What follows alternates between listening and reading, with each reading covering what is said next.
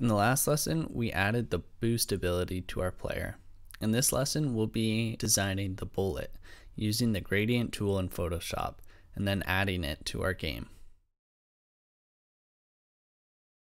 First, let's deactivate the background layer and create a new blank layer. Next, create a circle using the elliptical marquette tool.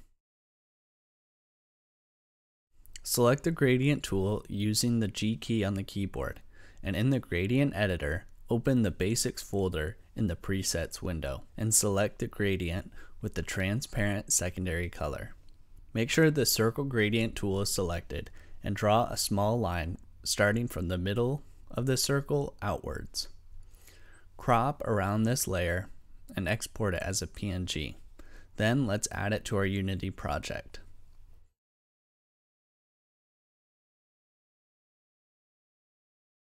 Create an empty game object by right-clicking in the hierarchy and selecting Create Empty. Name this game object Bullet.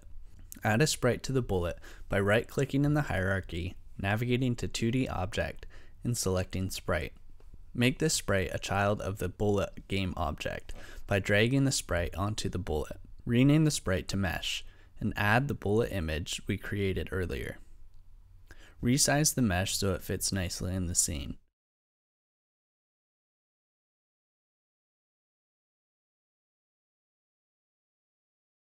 Create a bullet script by right-clicking in the project panel, navigating to Create, and selecting C# script.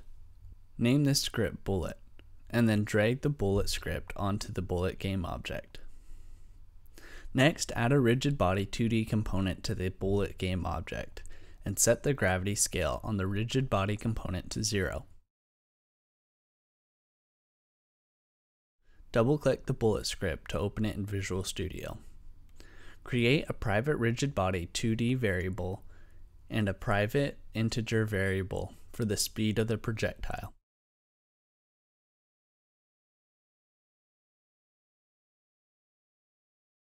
In the start function, set the rigid body component equal to the rigid body component of this game object using the getComponent function. Create a vector2 variable to calculate the forward direction.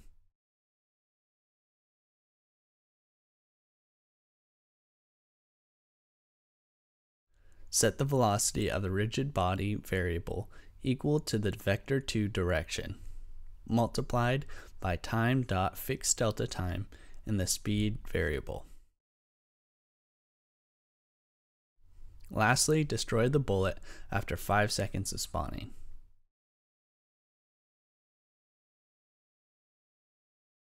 Let's make sure our bullet works correctly.